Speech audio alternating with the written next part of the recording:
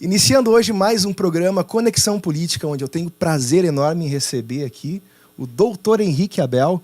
Muito obrigado por participar desse programa. Seja muito bem-vindo.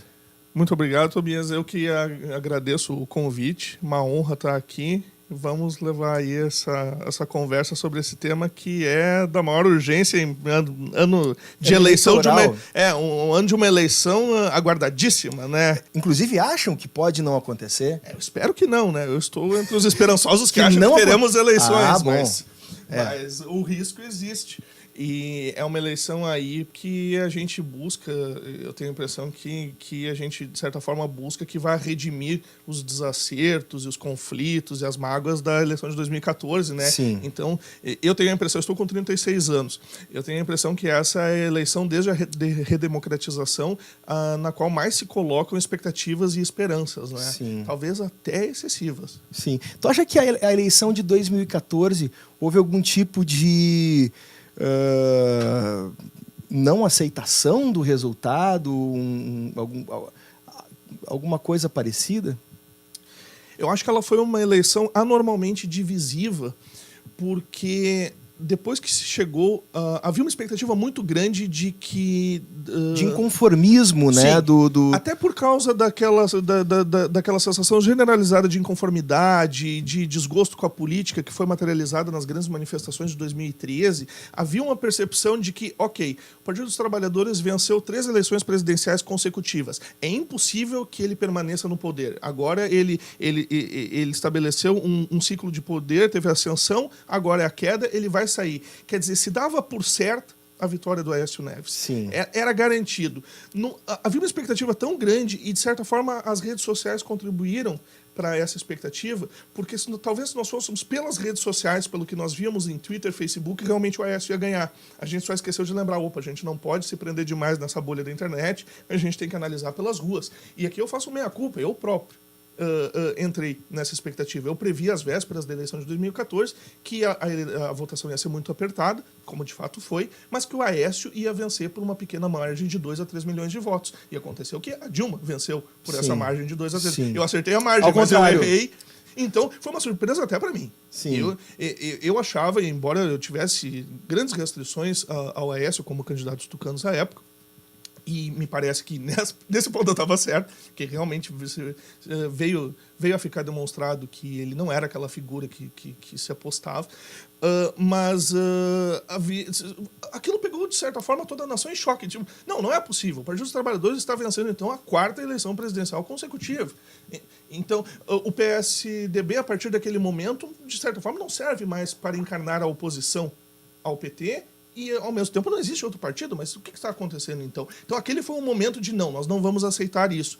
E houve uma sequência, né? Se nós formos puxar na memória, houve uma sequência de atos de inconformidade. Primeiro, nós vamos exigir uma recontagem. Essa eleição aí tem algum problema, as urnas foram manipuladas, teve algum problema... O PSDB, né, fez esse pedido. Sim, formalmente ao Tribunal Superior Eleitoral, no sentido de, queremos uma recontagem porque tem falcatrua aí. Depois eles se conformaram com essa... Depois viram, ok, não teve nada de errado aí. Realmente, em número de votos, venceu. Aí, mas nós vamos pedir, então, um impeachment por causa... Né? Não, se cogitou antes, até puxando agora da memória, se cogitou de pedir a anulação das eleições por por práticas de corrupção no processo eleitoral. Então, se não me falha a memória, antes até de se aventar a possibilidade do impeachment, se aventou até de nulidade das eleições por práticas de caixa 2, etc, etc. Enfim, nada disso, isso acabou não dando em nada. Mas é significativo que a ex-presidente Dilma tinha assumido, né, para o seu segundo mandato há 2 ou 3 meses e já se falava abertamente em impeachment. E a gente sabe que quando a gente fala impeachment, a gente está falando não do mandato do governo anterior, nós estamos falando daquele ali. Qual é uma pessoa que acabou de sentar? Né? É como se Dilma II, né, é a mesma pessoa, né? Você tem o mesmo governo reunido numa mesma pessoa. Mas o governo Dilma II tinha mal começado. Como é que se podia cogitar tão abertamente um impeachment? Porque primeiro se decidiu, tem que cair. E depois se pensou, vamos agora...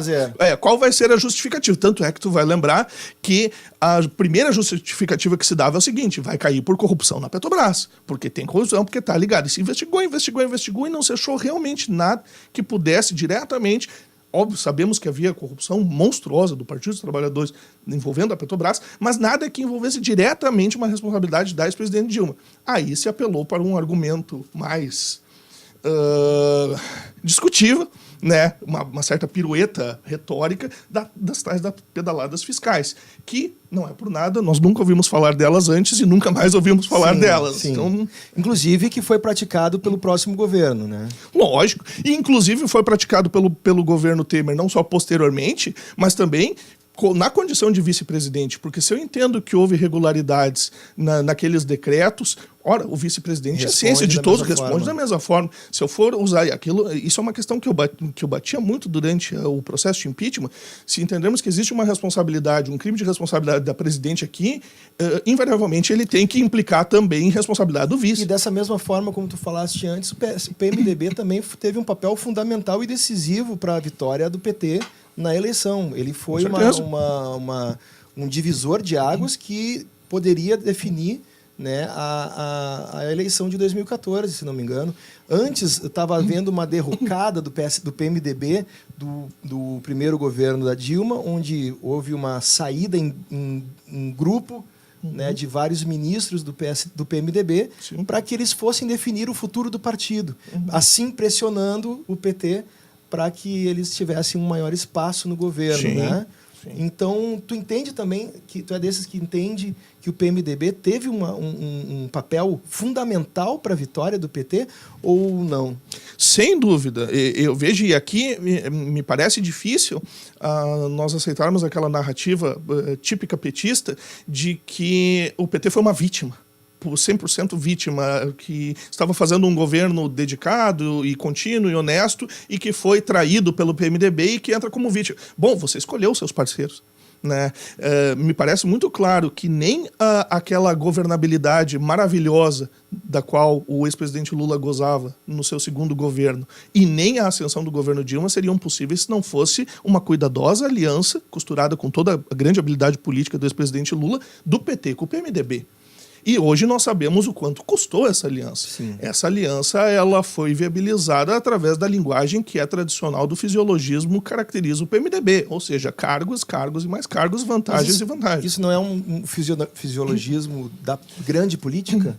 Sem dúvida, é uma marca da nossa política tradicional brasileira. Da grande política eu falo da esquerda e da direita. Lógico, sem distinções, porque a partir do momento que nós temos um sistema político, qualquer sigla que sobreviva ali dentro está jogando pelas regras do jogo. Então, se eu tenho vamos pensar, por exemplo, uma metáfora futebolística, se eu tenho um esporte que as regras não são observadas, que é uma violência, que é todo mundo dando carrinho e bola e mão na bola, etc, etc, um time só vai se dar bem num cenário desse se ele for expert em jogar sujo. Então, eu venci dentro desse sistema, mas eu venci jogando limpo. Mas se o sistema é sujo, você não vence jogando limpo. Essa é a questão. Sim. Então, quando o ecossistema político ele é contaminado, quando não existem esses freios, não existem esses mecanismos de fiscalização que garantem um comportamento que seria compatível com aquilo que a sociedade espera da política, por mais que a pessoa... eu sou uma pessoa que na origem eu tenho caráter, eu sou ético, etc. Ok, mas se você vai sobreviver naquele meio, você vai ter que, por assim dizer, se corromper. É por isso que eu tenho um pé atrás com esses discursos de nós precisamos de uma renovação moral e ética do país. Tipo assim, nós temos que separar o joio do trigo e tirar as pessoas más e trocar elas por pessoas boazinhas, porque as pessoas boazinhas e puras de coração vão herdar a terra, vão renovar. Não me parece que é essa a questão. O que nós temos que garantir é que, independente de nós elegermos pessoas com caráter médio, mau caráter, ou pessoas boníssimas de coração, assim, quase santos, que elas possam fazer a política de uma maneira adequada, porque elas sabem que elas não vão precisar cruzar linhas éticas e morais para se manterem vivas no jogo político. Sim. Porque se eu tenho um sistema onde todo mundo precisa fazer caixa 2 para sobreviver, mesmo a pessoa mais ética do mundo vai... Ok, nós vamos ter que fazer caixa 2, porque senão o nosso partido vai ser exterminado. E senão todos aqueles compromissos que eu assumi com o meu eleitorado, eu não vou poder realizar nada. E eu quero dar algo de volta para os meus eleitores, eu quero cumprir aquela agenda, eu quero levar adiante as bandeiras que eu acredito. Se eu tiver que fazer caixa 2 para isso, e eu vejo todo mundo fazendo, e eu vejo que não existe outra forma de sobreviver ideologicamente, se não dessa forma, a pessoa vai fazer. Então eu acredito... Isso não é uma apologia ao crime, então? Não, de forma nenhuma.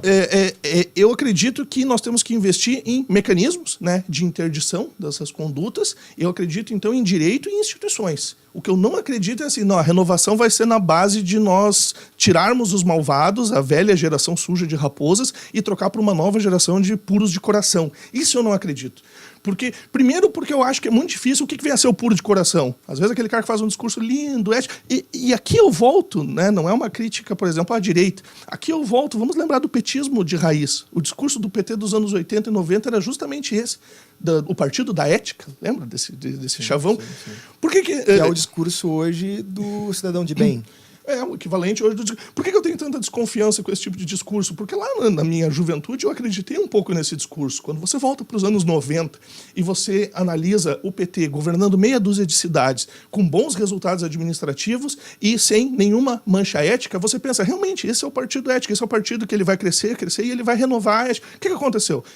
Ele conseguia conciliar competência administrativa com bons resultados éticos por causa que tinha pouca expressão e pouco poder. À medida que o partido se gigantou, ele foi jogar pelas regras que eram do sistema político. E tu entende que houve algum tipo de desilusão do eleitorado?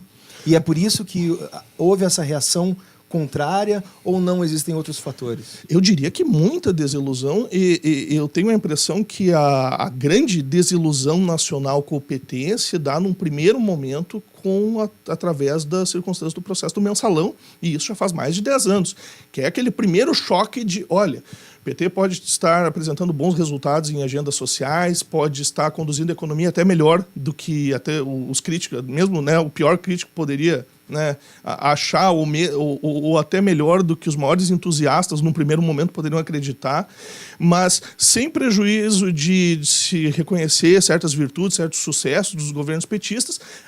Houve um reconhecimento escancarado, quase cruel, de que, vamos admitir, o PT caiu na vala comum da sujeira da política brasileira. Então, esse choque já é velho, porque nós vamos lembrar, o processo do mensalão, isso é 2005, 2006, nós estamos em 2018, então já tem uma geração aí que está votando e que mal lembra, tinha 4, 5 anos quando isso estourou. Então, depois disso, através desse desgaste, sobretudo entre o final do primeiro governo da Dilma e o começo do segundo, vem uma segunda onda dessa decepção com o Partido dos Trabalhadores, e me parece que isso, eu não sei se o partido vai conseguir recuperar totalmente, eu acho que não, de recuperar totalmente essa imagem, né, e essa confiança que já teve um dia. Mas também é significativo que muitas pessoas que militam por um discurso mais antipetista, né, elas tendem a declarar o partido morto de uma forma assodada, com certa afobação. Porque é digno de nota que um partido que governou o Brasil durante 13 anos e protagonizou todo um ciclo de ascensão e queda, e que foi definido pelo próprio Lula há uns 3 ou 4 anos atrás como estando com uma moral abaixo do nível do poço, hoje figure já novamente como o partido favorito dos brasileiros, com 19% de preferência. O partido que está em segundo lugar tem menos de 10%. Então o PT ainda é um partido muito forte, apesar de todas as decepções e de tudo aquilo que ele frustrou nas expectativas das pessoas. E em grande parte por causa da experiência petista, hoje eu sou muito cético com essa questão da renovação pelo coração puro, pela ética. Eu fui há 3 semanas atrás assistir uma palestra do presidenciável, do pré-candidato à presidência da República pelo Partido Novo, o empresário João Amoedo. E eu percebi muitas semelhanças entre o discurso do Novo, o discurso ético do Novo, e o petismo de raiz lá dos anos 80 e 90. Aquela ideia do nós somos o partido da pureza, nós não vamos nos misturar com a velha política, nós não vamos fazer concessões, e nós não vamos nos misturar com siglas que estão comprometidas com investigações na Lava Jato e que têm denunciados, nós não vamos fazer coligações espúrias, etc, etc. Um certo discurso de nós vamos depurar a política através do exemplo e da ética. E é um certo messianismo político que me lembra muito o discurso embrionário, originário do PT. E que Inclusive, eu queria te perguntar sobre a diferença entre o messianismo judicial e o ativismo judicial. Mas isso eu vou deixar para o próximo bloco. Fica para o próximo bloco. Vamos para o intervalo.